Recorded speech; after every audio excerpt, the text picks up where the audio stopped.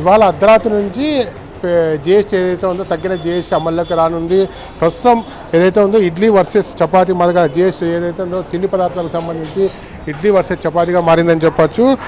రేపటి నుంచి ఇడ్లీ, దోశ, ఉప్మాకు సంబంధించి 5% జిఎస్టీ వసూలు చేయనున్నారు. అలాగే ఏదైతే ఉందో చపాతీ, పుల్కా, పరోటా పైన 0 జిఎస్టీ ఉన్నట్లు తెలుస్తోంది. దీనికి సంబంధించి ఒక ప్రచారం కూడా జరుగుతుంది. ఏదైతే ఉందో బీహార్ ఎన్నికలు దృష్టిలో పెట్టుకొని చపాతీ, పుల్కా, పరోటా పైన 0 జిఎస్టీ అమలు చేస్తున్నారని చెప్పి ప్రచారం జరుగుతుంది. ప్రస్తుతం మనం అనంతపురం నగరంలోని ఒక హోటల్లో ఉన్న టిఫిన్ సెంటర్లో ఉన్న ప్రస్తుతం ఇడ్లీ, దోశ, ఉప్మాకు సంబంధించి ఎలాంటి రేట్లు ఉన్నాయి, ఎలాంటి జిఎస్టీలు కూడా అమలు చేస్తున్నారని తెలుసుకునే ప్రయత్నం చేస్తాం. ప్రస్తుతం హోటల్ ఇక్కడ సంబంధించి ఓనర్ ఉన్నారు, దానికి సంబంధించి అడుగుదాం. ప్రస్తుతం చెప్పండి, ఇప్పుడు జిఎస్టీ అమలు అవుతుందా, రేపటి నుంచి కొత్త జిఎస్టీ అమల్లోకి రానుంది? ప్రస్తుతం ఇప్పుడు జిఎస్టీ ప్రకారం ఎంత వసూలు చేస్తున్నారు, ఎంత ఒక టిఫిన్ ఐటమ్కి ఎంత వసూలు చేస్తున్నారు? ప్రజెంట్ ఉన్న రేట్స్కి 5% ఛార్జ్ చేస్తూ ఉన్నాం మేమైతే.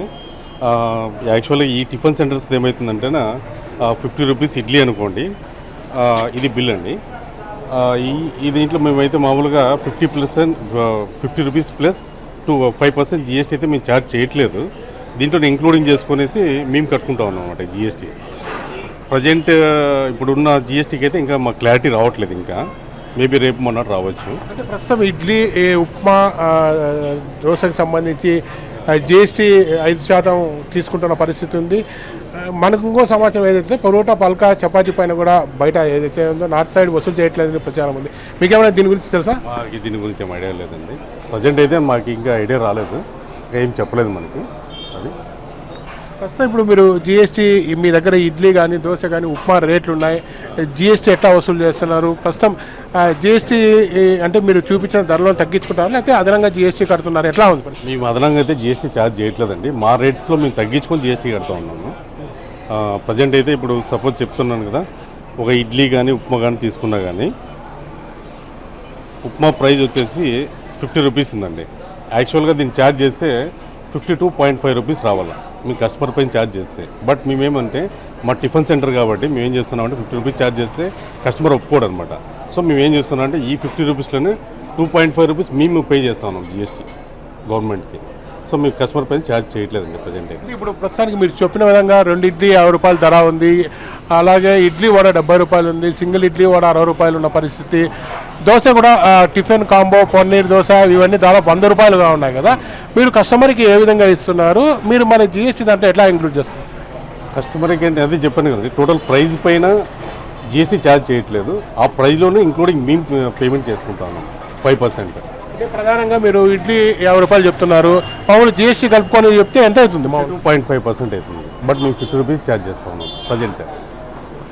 ఏదైతే ఉందో ప్రస్తుతం మనం ఉన్న హోటల్ గ్రాండ్ హోటల్ శ్రీకృష్ణ గ్రాండ్లో అయితే అతను చెప్తున్న దాని ప్రకారం తాము జిఎస్టీ ఏదైతే ఉందో మామూలుగా ప్లేట్ ఇడ్లీ 50 రూపాయలు అని చెప్పి చెప్తున్నాడు. 50 రూపాయల్లోనే తాము జిఎస్టీ కూడా తగ్గించుకుంటామని చెప్తున్నారు. ప్రస్తుతం ఒక చూడొచ్చు, ఒక బిల్లు రిసిప్ట్ కూడా చూపించే ప్రయత్నం చేస్తాను. దీనికి సంబంధించి పైన సెంట్రల్ జిఎస్టీ వచ్చి 2.5 పైసా కట్ కాగా, అలాగే స్టేట్ జిఎస్టీ వచ్చి 2.5 కట్ అవుతుంది. మొత్తం జిఎస్టీ సంబంధించి 5 రూపాయలు కట్ అవుతుంది. అయితే వీళ్ళు ఏదైతే ఉన్నారో 50 రూపాయలు, ఒక ఇడ్లీ ప్లేట్ వచ్చి 50 రూపాయలు చెప్తున్నారు.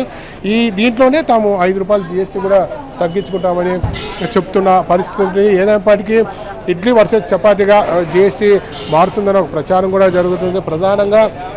ప్రధానంగా ఏదైతే ఉందో ఇప్పటికే చాలా రెస్టారెంట్లో అఫిషియల్గానే బిల్లులోనే ఇస్తారు, ఎందుకంటే బిల్లులో వాళ్ళు చెప్పిన దానికన్నా అదనంగా జిఎస్టీ కూడా తీసుకుంటారు.